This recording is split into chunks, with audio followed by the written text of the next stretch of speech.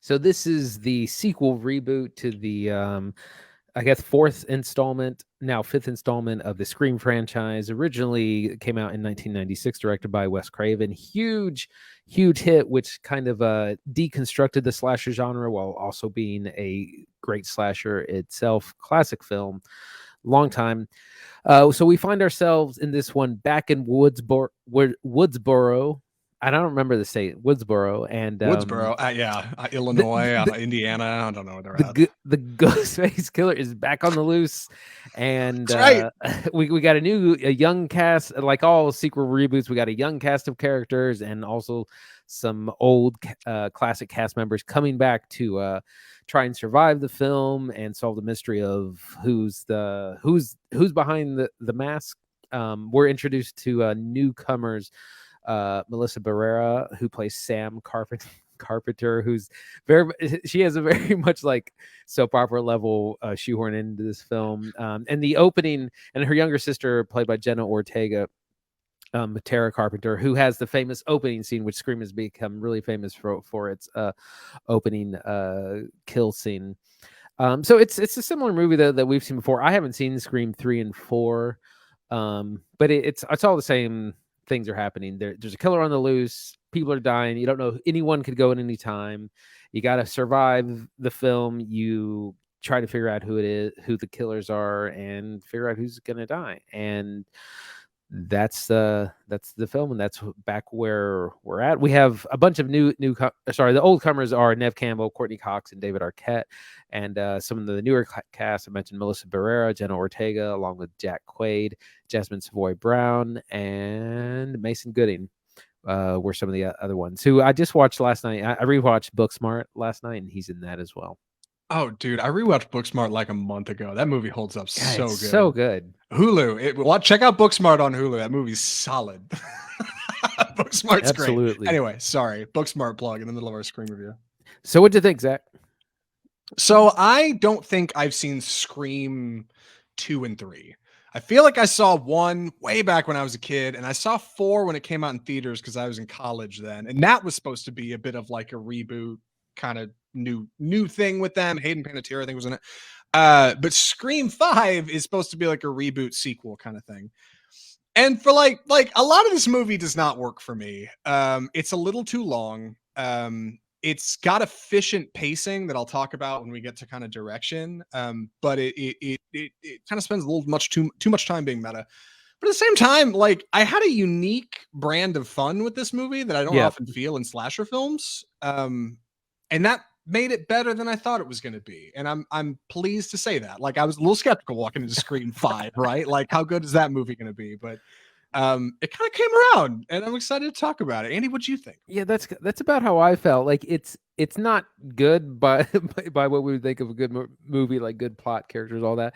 But it is fun and it is entertaining. You know, it's a slasher film. We don't watch slasher films for deep philosophical things in cinema. They're fun. It's like when I was thinking about this earlier. It's like when you go see King Kong, like Godzilla vs. Kong. You're there to see big monster fights. You're not there for the plot or the characters. You're there for, and that's kind of how Scream is. Like, you're there for bloody murders and the mystery of who's the killer and some meta jokes.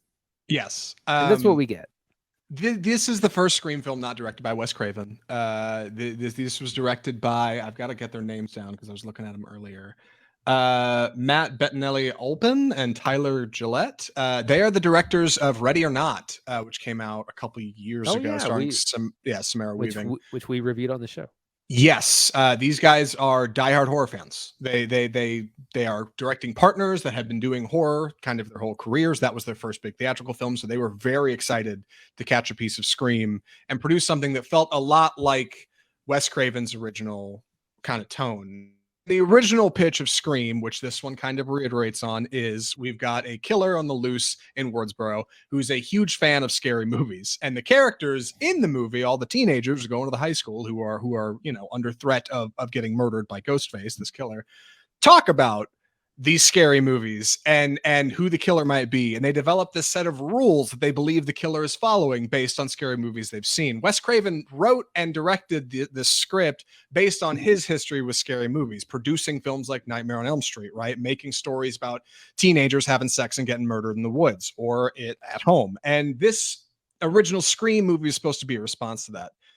Scream 5 being a sequel reboot has to carry a lot of that weight because you have to kind of retread on that again for a new audience while also paying tribute to what came before. Uniquely, I think it does an okay job walking that line, but I think the meta script, the characters in the film talking about the film and the rules of the killer and who it might be creates this kind of fun whodunit in the movie that I think makes a lot of the dialogue interesting, and it keeps things moving in a really pleasant way when characters aren't getting running around getting murdered. Like, it actually makes the script mildly entertaining for most of the movie to me. Yeah. So the series, I don't remember when they did this, but there is a kind of film within a film. There's a film called Stab based on the killings in Woodsboro, and so they're like referencing the film within a film. And I mean, they make just jokes like, "Oh, Stab 8 was directed by Ryan Johnson, and everyone hated it, but it was really master." Like, there's a ton of like meta commentary, meta humor. This is also this is like the Scream Awakens, because it's doing the same thing that the Force Awakens did.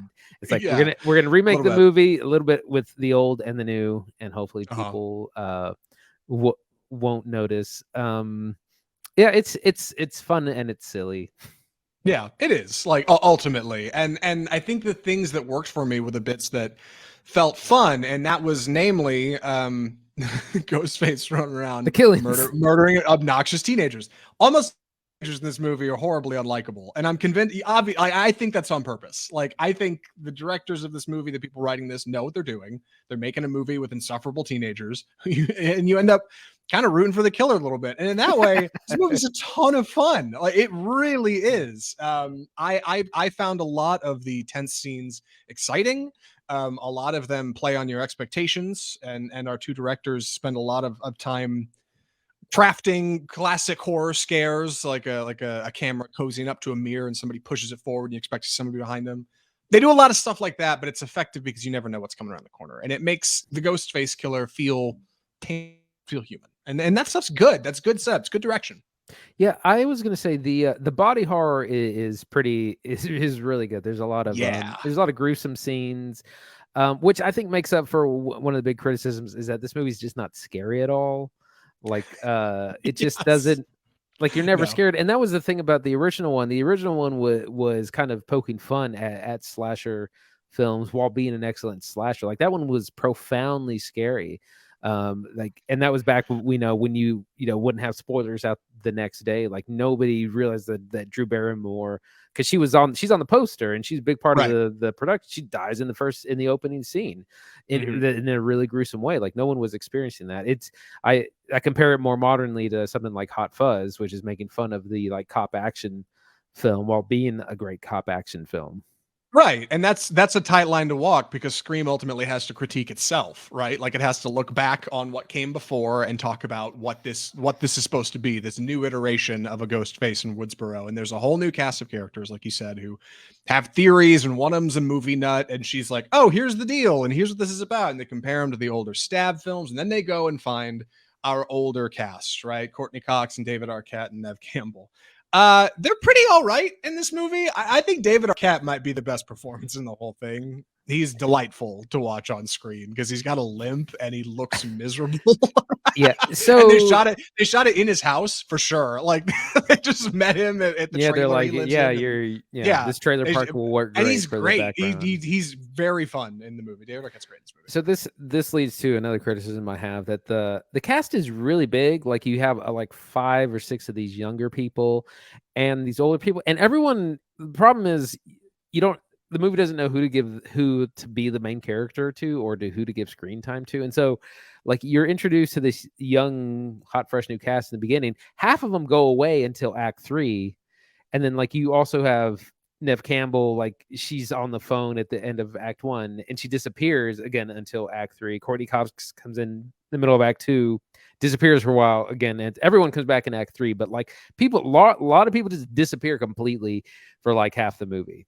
Right. And that's a that's a problem because Scream kind of wants to have its cake and eat it too. There's a couple too many characters in this movie who almost get murdered or don't actually get murdered or look like they get brutally stabbed to death and then somehow like show up at the hospital in Act 3 and they're in a bed alive. Like it does that one too many times and it leaves a couple too many strings in the plot. And it makes it too damn long. This movie's what, 2 hours 20 minutes? No, it's just under 2 hours. It's a long 2 hours. God, it really feels like it. And the parts of the script that work are the whodunit, right? Who could it be among this friend group who's doing all this, right? Who's the killer among the sheep? The stuff that doesn't work, I think, is anything that's like trying to walk. Yeah. Okay, hold on. I'll get to the scares. Trying to walk too far back on itself. And talking about the old films, there's a couple scenes with like Courtney Cox and David Arquette like hashing out their characters, whatever. And like I so didn't care. Like I don't care. Just get to the goods. We're past all. It's an important tribute, but ultimately not effective. Yeah. Again, it's the same issue that The Force Awakens has, and more recently Ghostbusters Afterlife, that where you're trying to introduce new young characters, but also get star power and, from the classic characters, then you end up not really developing anyone because you're trying to throw everyone in the kitchen sink in the movie. Yeah. And additionally, like you said, the movie has a problem. Ghostface isn't scary. It's somebody walking around in a spirit Halloween mask in a costume in a bag. Like that's not scary. And often Ghostface is attacking people like in the middle of the day when they're at home alone. So there's like sunlight beaming through the windows. Like it's just not a particularly scary thing. The tension comes from when you don't know where Ghostface is, right? Calls, the killer, the calls coming from inside the house. You don't know where they are. That stuff works. As soon as Ghostface shows up, it's a laugh. I laughed almost every time Ghostface came on screen. This movie passes the Bechdel test. There's a couple of decent like moments of tension. If you're watching us on Facebook Live, I've got a screenshot up of Ghostface in the hospital with this like low-key lighting. That stuff's cool. And I think those are moments that shine through because of the new directors. But like fundamentally, Ghostface is not scary. So they make up for that with long scenes of kind of scary tension. And then definitely overproduced body horror. There's a lot of stabbing in this movie. Whole lot of stabbing. It's a lot of stabbing in this movie. Gratuitous amount of stabbing in Scream 5. Okay, I have a question. How soon did you guess the killer? Oh, dude, I called it last week. Oh, man. Well, I had my call last week on the podcast. I was going to say, yeah. I shouldn't confirm whether or not that was it because we don't do spoilers here. But I want to say I feel confident about my decision. And throughout most of the film, I assumed that's what was going on. I couldn't really piece it together. And there were still a couple twists I in no way called. So I cannot claim A+. I figured it out by any means. But I think I had a couple threads of being correct simply from the trailer. And that's important. I called I figured it out by the end of Act 1. That's what I'll say. Did you really? Yeah. I went and saw it with Christine's brother, and he grabbed onto something in Act 1, some little detail I didn't see that sure enough by the end I was like, damn, you were totally right. Like, yeah, so it's fun. Like in that way, it works as a slasher. You're looking for clues throughout the film. Who could it be? Right? Like that whodunit portion of it is pretty effective. Unfortunately, Ghostface is very scary, and that's a bummer. That does remind me about some of the plots. So our person who's attacked at the very beginning, Jenna Ortega's character, Tara, she is attacked, but she survives the opening scene, and she's in the hospital, and that's what causes her estranged sister, Sam, played by Melissa Barrera, to come into town. And so there's this weird like kind of sub family drama thing of like, where were you? Left 5 years ago and I haven't seen you, and you haven't been a part of my life, and now you're back and I don't know how to feel. And there's like all this like family drama BS going on, and I don't care, just let me see more stabby.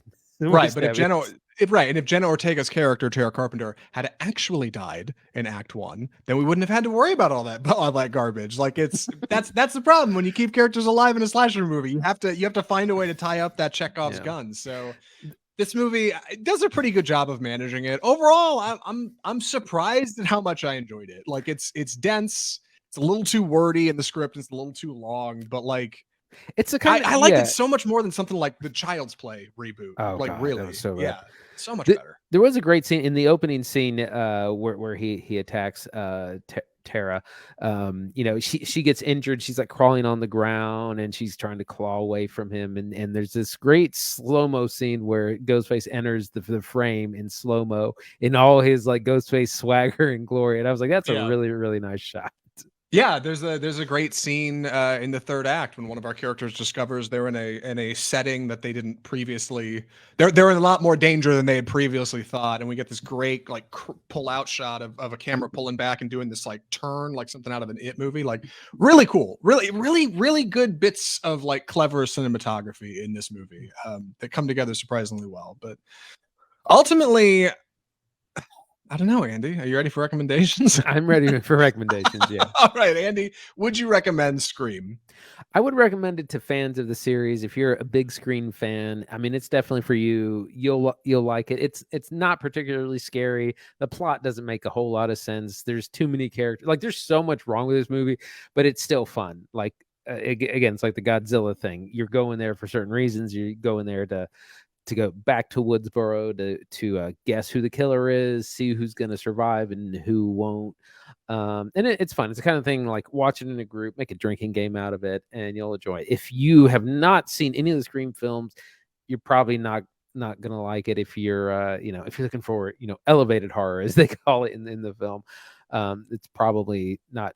You know, save it for streaming it in that point. But for fans of the genre, I think it's probably a crowd pleaser. Yeah, I think I'm in the same boat. If you like a good slasher or even a decent whodunit, and you can stand a bit of like the surprising amount of body horror coming out of Scream 5, I'd say it's a recommend. You don't need to go to theaters to see it. Honestly, I think the best place to see this movie was probably opening night in a theater full of people, right? Who are all excited and joking and yelling at the screen. Like that probably would have been the best scene. But if you can't do that, watch it with your friends. Get together with a couple buddies, right? Have the gang over, have a couple cold ones and watch Scream 5. Save it for Halloween. Like I think this one holds up. I like it more than Scream 4, and that's Scream.